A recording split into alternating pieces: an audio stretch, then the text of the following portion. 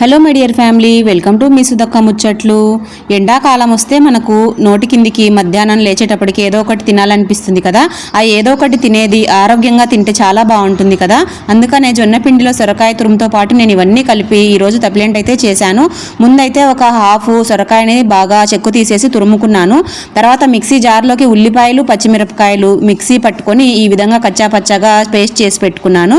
ఒక 2 కప్పుల వరకు జొన్న పిండిని తీసుకొని ఈ సొరకాయ తురుములోకి వేసుకున్నాను. అలానే మిక్సీ పట్టుకున్న ఉల్లిపాయ పచ్చిమిర్చి ముద్దను, జీలకర్ర, రుచికి సరిపడినంత ఉప్పు, పెసరపప్పును కూడా వేసుకున్నాను.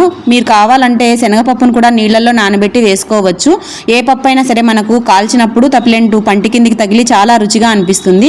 ఇంకా ఫస్ట్ అయితే నీళ్ళు ఏమీ వేయకుండా బాగా పిండినైతే ముద్దగా చేసుకోండి. కావాలంటే కొంచెం కొంచెంగా నీళ్ళని యాడ్ చేసి ఈ విధంగా చపాతీ పిండిలాగా ముద్ద చేసి పెట్టుకోండి. తర్వాత ఈ విధంగా నేను ప్యాన్స్కి అయితే పిండిని అతికిస్తాను. కొంచెం నూనెను వేసి, మీకు ఈ విధంగా రాకపోతే ఒక తడి క్లాత్ పైన పిండిని మనం జొన్న రొట్టెలాగా చేసేసుకొని తర్వాత ప్యాన్ పైన వేసుకొని మామూలుగా చపాతీ ఏ విధంగా అయితే కాల్చుకుంటారో సేమ్ అదే విధంగానే కాల్చుకోండి.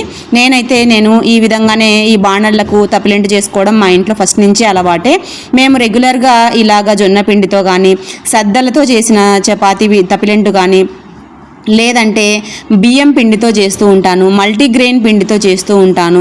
ఒకసారి ఈ విధంగా సొరకాయ తురుము వేసి చేస్తాను, ఇంకోసారి పచ్చి కొబ్బరి, ఉల్లిపాయలు, పచ్చిమిర్చి వేసి ఒక్కొక్కసారి చేస్తాను, లేదా పల్లి పొడి వేసి చేస్తూ ఉంటాను. ఈ విధంగా రకరకాలుగా చేస్తూ ఉంటాను. నిన్న అక్షయకి ఈ బొకే అయితే ఇచ్చారు కదా, తను మళ్ళీ కూడా ఈ వీడియోలో చూపిస్తూ ఉంది. పక్కనే ఉంది అక్షయ, నేను రొట్టె చేస్తూ ఉంటే ఇక్కడ తప్పిలెంటు పక్కనే ఉండి ఇవన్నీ చేస్తూ ఉంది, కోతి పనులు.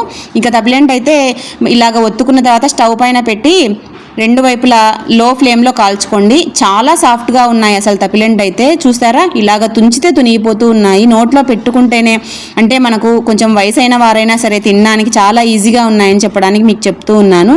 ఈ విధంగా 2 వైపులా కాల్చుకొని మనము సర్వ్ చేసుకోవడమేనండి. దీనికి మనకు సపరేట్గా ఏం కర్రీ పచ్చడి ఏం అవసరం లేదు. పెరుగుతో కూడా సర్వ్ చేసుకుంటే చాలా బాగుంటాయి. డైరెక్ట్గా కూడా తినచ్చు, ఎందుకంటే ఉప్పు కారాలు అన్నీ కూడా మనం ఇందులోనే వేసి తడుపుతాం కదా.